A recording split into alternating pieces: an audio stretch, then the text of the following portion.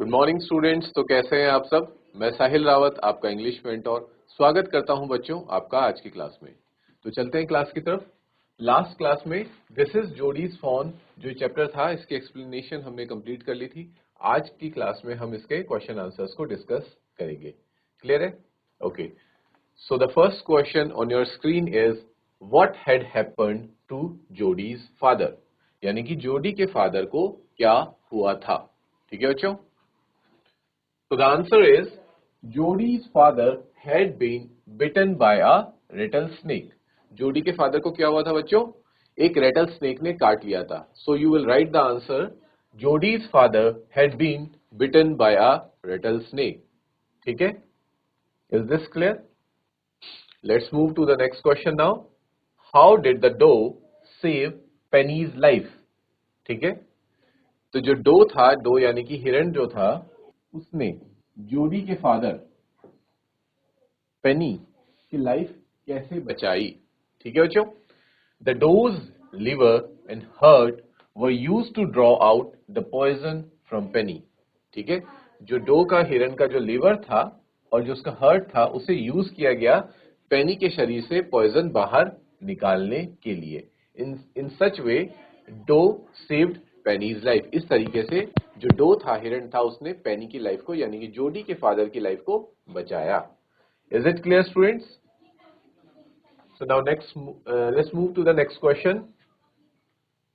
Note करते हुए चलिए साथ साथ फटाफट।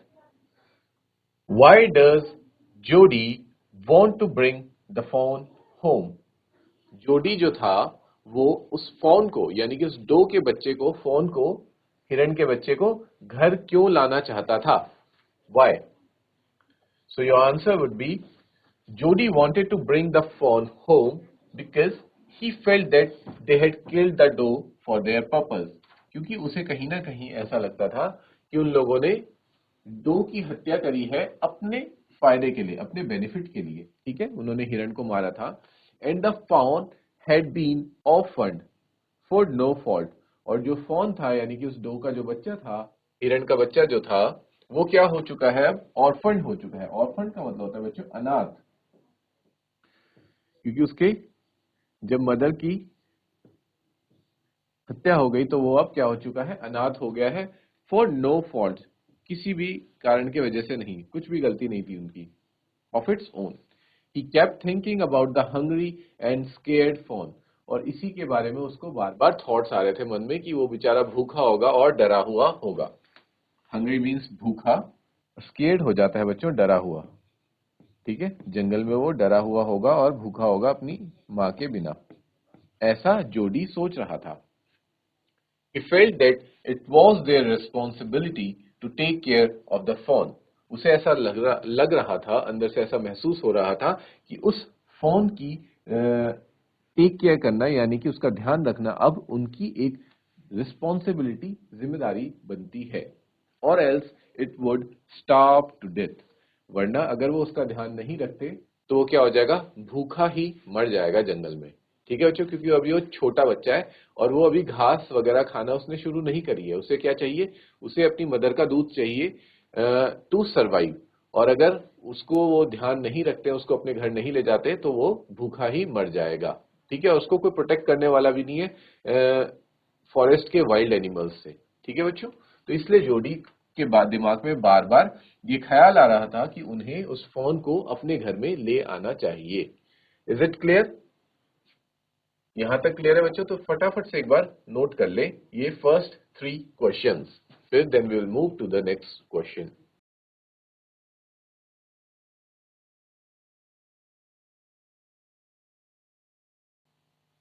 ओके स्टूडेंट्स, आई होप आपने नोट डाउन कर लिया है। Now let's move to another question. How does Jody know that the fawn is a male? Jody को कैसे पता चला कि जो हिरण का बच्चा है वो एक मेल है? ठीक है, यानी कि वो एक नर है। Jody knew that Fawn was a male because the spots on its body were all in a line. His father had told him that on the body of a doe fawn, the spots are in different direction. ठीक है, क्योंकि उसे ऐसा इसलिए पता होता है क्योंकि जो फॉन था उसकी बॉडी में जो स्पॉट्स थे, स्पॉट्स मतलब बच्चों होता है धब्बे, ठीक है, धब्बे जो थे वो देवर ऑल इन अ लाइन, एक ही लाइन में थे। और उसके फादर ने उसे बताया था कि जो डो फॉन होता है, यानी कि जो फीमेल फॉन होती है, जो मादा फॉन होती है, मादा हिरण होता है, बच्चा होता है, उसके जो स्पॉट्स होते हैं वो अलग अलग डायरेक्शंस में होते हैं, ठीक है, they all are in different directions. लेकिन इस वाले फॉन पे जो धब्बे थे वो सब कैसे थे, एक ही लाइन में थे, ठीक है, कुछ इस प्रकार से एक ही लाइन में सारे थे। तो अगर जब एक ही लाइन में होते हैं तो क्या होता है बच्चों, मेल फॉन होता है, ठीक है, and if they are in different direction, जैसे कोई यहाँ पे है, फिर यहाँ है, फिर यहाँ है, फिर यहाँ है, फिर इधर है, तो that is doe fawn. Doe fawn का मतलब है स्टूडेंट्स मादा हिरण, ठीक है। Is this clear? Question number 4, इसको नोट कीजिए फटाफट से। और ये जो डिफरेंस मैंने बताया है मेल फोन और डो फोन के बीच में, इसको भी आप साइड में कहीं पे नोट कर लीजिए as an important note.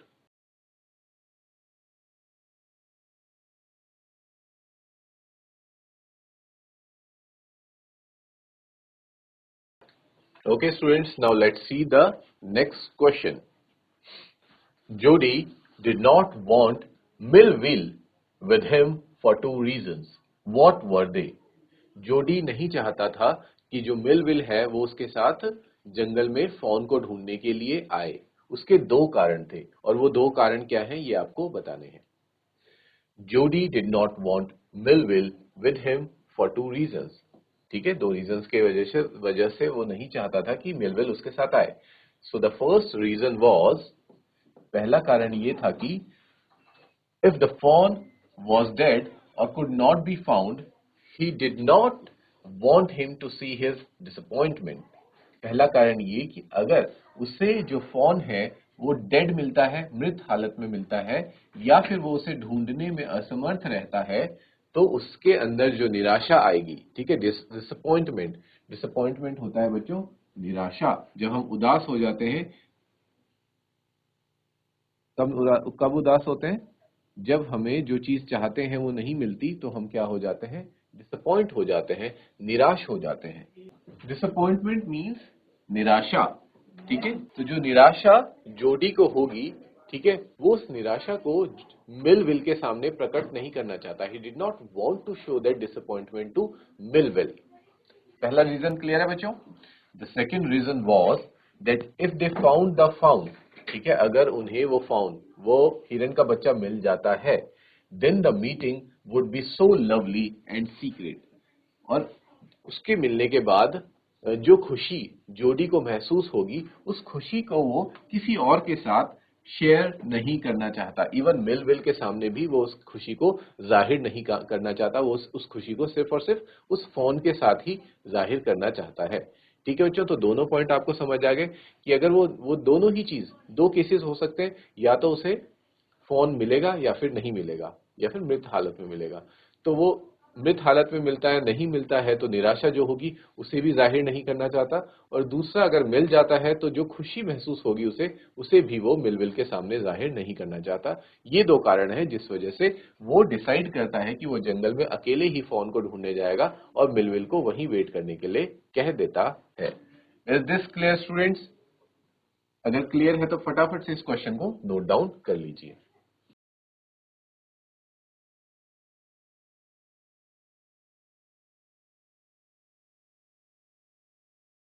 Okay students, next question करते हैं। Why was Millwheel afraid to leave Jody alone? जब जोडी ये कहता है कि यहां से आगे अकेला मैं ही जाऊंगा, आप मेरा वेट कीजिए, तो मिलविल क्यों डर जाता है जोडी को जंगल में अकेला भेजने से? ठीक है बच्चों, इसका आंसर बताइए। Melville did not want to leave Jody alone as he was afraid that Jody could lose his way or get bitten by a snake. क्योंकि मिलविल को इस बात का डर था कि कहीं, क्योंकि जोडी एक छोटा बच्चा है, तो कहीं वो आते हुए अपना रास्ता ना खो दे। लूज हिज वे का मतलब होता है रास्ता खो देना, तो कहीं अपना रास्ता ना खो दे और जंगल में भटक ना जाए, ठीक है। और दूसरा, उसे इस बात का डर था कि उस जगह पे क्या थे, बहुत सारे स्नेक्स थे, ठीक है, तो स्नेक्स का भी उसे डर था कि जैसे जोडी के फादर पेनी को एक रेटल स्नेक ने काट लिया था, कहीं इस बार कोई रेटल स्नेक या कोई दूसरा स्नेक जोडी को ना काट ले, इसलिए मिलविल डरे हुए थे। Is it clear? ठीक है बच्चों, इसे भी नोट कीजिए।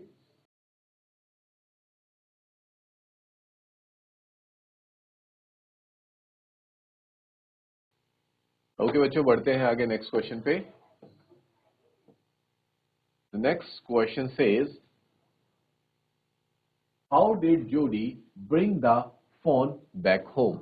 जोडी उस फोन को, हिरण के बच्चे को घर वापस कैसे लेकर के आया? ठीक है, तो आंसर है Jody did not want to scare the fawn away. Jody ये नहीं चाहता था कि फोन उसे देख करके भाग जाए। स्केयर अवे का मतलब होता है, स्केयर यानी कि डरा के भगा देना, डरा के भगा देना, अवे मतलब भगा देना, दूर भगा देना। तो जोडी ये बिल्कुल नहीं चाहता था कि फोन उसे देख के दूर भाग जाए। क्लियर है बच्चों?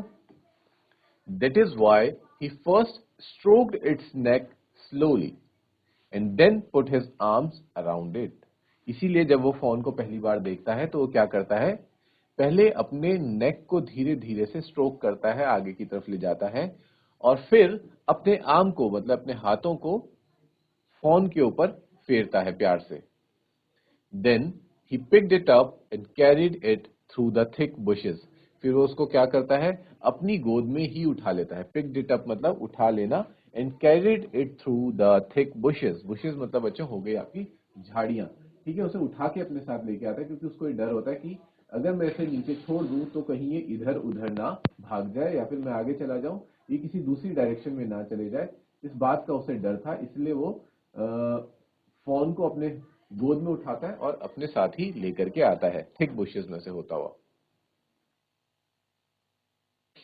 He tried to shield its face from the sharp vines. फिर वो उसके फेस को, चेहरे को बचाने की कोशिश करता है, जो वहां पे शार्प, पैने नुकीले कांटे होते हैं, उनसे बचाने की भी कोशिश करता है। He stopped to rest on his way. हमने देखा था बच्चों, क्योंकि जोडी बहुत छोटा होता है और फॉन और जोडी का वेट ऑलमोस्ट सेम सेम था, तो उसको उसे उठाने में काफी परेशानियां हो रही थी।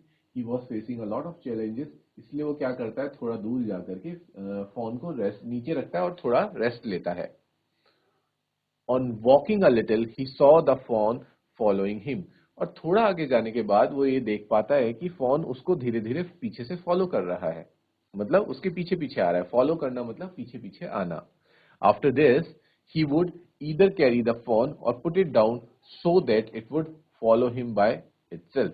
फिर उसके बाद वो क्या करता था, थोड़ी देर फॉन को उठाता था और फिर उसको नीचे रखता था, एंड जो फॉन है उसको पीछे से फॉलो किया करता था। ठीक है बच्चों?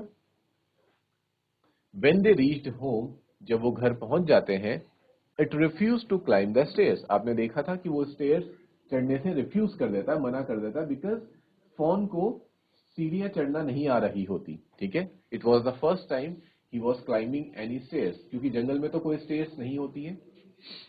He then picked it up, फिर वो उसको फिर से उठाता है, and took it inside the house, और उसे घर के अंदर लेकर के चला जाता है। So this was your answer students, इसको नोट डाउन कीजिए फिर।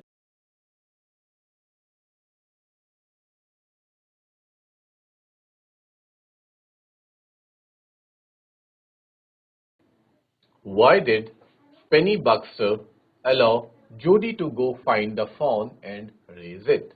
ठीक है, अगला क्वेश्चन है बच्चों आपके पास कि जो पेनी बक्स्टर थे, पेनी बक्स्टर यानी कि जोडी के फादर, ठीक है, ऐसे याद रखो, जोडी के फादर हैं ये। जोडी के फादर क्यों अलाउ कर देते हैं जोडी को जंगल में जाने के लिए, और फॉन को वापस लेकर के आके और पालने के लिए क्यों परमिशन दे देते हैं? ठीक है, इसका आंसर आप कुछ इस तरह से लिखेंगे, Penny allowed Jody to go find the fawn and raise it.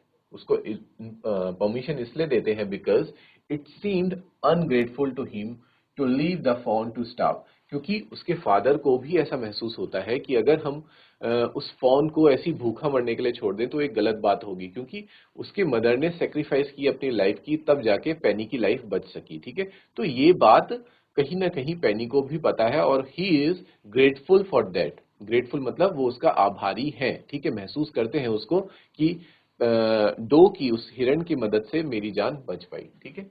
इसीलिए ही agreed with Jody that they had killed the doe for their purpose. वो इस बात को मानते हैं जोडी की कि हमने अपने पर्पस, अपने फायदे के लिए उस डो की हत्या करी।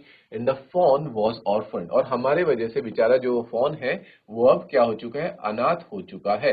For no fault of its own, जिसमें उसकी कोई गलती नहीं थी। They could not let the fawn starve, और वो फॉन को भूखा मरने के लिए नहीं छोड़ सकते थे, वो बहुत ही गलत होता। They felt a responsibility towards it, और उनको अंदर से एक जिम्मेदारी का एहसास हुआ उस फोन के लिए। उन्हें लगा कि अब जो ये फोन, क्योंकि इसकी मदर नहीं है, ठीक है, उसको हमने ही मारा है अपनी जान बचाने के लिए, तो अब जो उसका बच्चा है उसको पालना हमारी रिस्पॉन्सिबिलिटी बनती है। इसीलिए वो अपने बेटे जोडी को परमिशन देते हैं कि तुम जाओ और उस फोन को लेकर के आओ। ठीक है बच्चों, क्लियर है ये आंसर? इसको नोट डाउन करेंगे।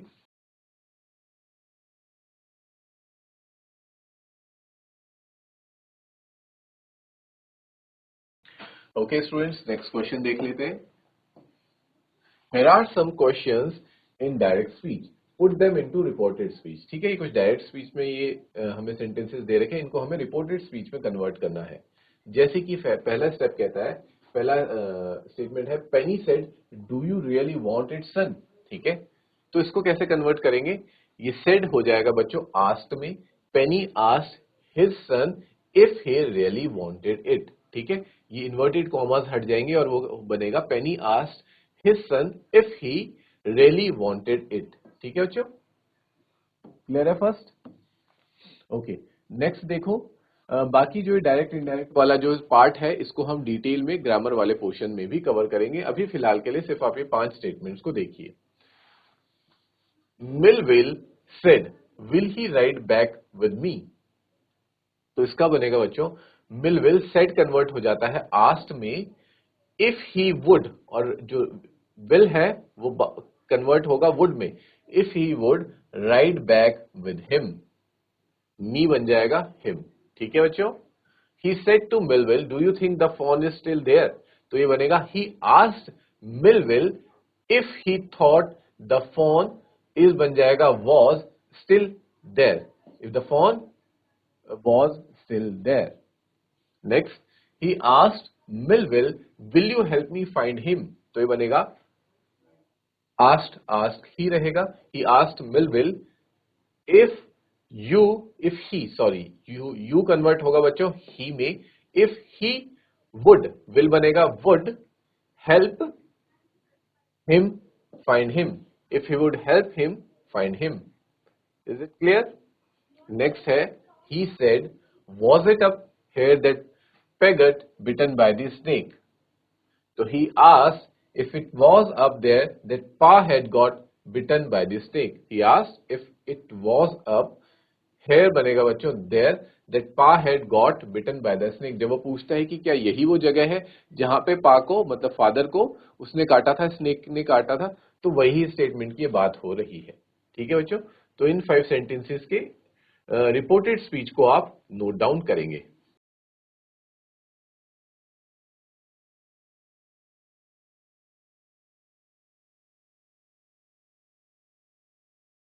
ठीक है स्टूडेंट्स, आगे बढ़ते हैं। जोडी was filled with emotion after he found the phone. ठीक है, फोन को ढूंढ लेने के बाद वो क्या होता है, जज्बाती हो जाता है जोडी, इमोशन से भर आता है। Can you find at least 3 words और phrases which show how he felt. क्या तुम कुछ वर्ड्स या फ्रेजेस ढूंढ के बता सकते हो जिससे ये पता चले कि उस वक्त जोडी कैसा महसूस कर रहा था, जोडी कैसा फील कर रहा था। ठीक है, तो ये आंसर देख लेते हैं बच्चों, लास्ट आंसर आज का। जोडी वॉज फिल्ड विद इमोशन, ठीक है, वो इमोशन से भर आया था। After he found the found, ये हमें पता है। When he stroked its neck then touch made him delirious, जैसे कि वो बताता है जब पहली बार उसको टच करता है उसकी नेक पे, that touch made him delirious, उससे वो बहुत ज्यादा खुश होता है। When he realise that it was his fawn now, उसको ये महसूस हो जाता है कि अब जो ये फोन है ये उसका हो चुका है। He was light headed with joy. देखो ये फ्रेजेस भी जो है ना, light headed with his joy, मतलब खुशी से बहुत ज्यादा पागल हो जाता है। When he finally brought the fawn into the house, Penny thought that the bodies the boy's eyes were as bright as the fawn's, यानी कि उसकी आंखों में वो खुशी झलक रही होती है। तो योला फ्रेज भी हमें इस बात का सबूत देता है कि जो जोड़ी था बहुत ही अच्छा महसूस कर रहा था फोन से मिलने के बाद। ठीक है स्टूडेंट्स, तो आज हम अपनी क्लास को यहीं पे एंड करेंगे। We will end till here. Next class में we will continue with other question answers. Till then, take care, have a good day, and thank you, students.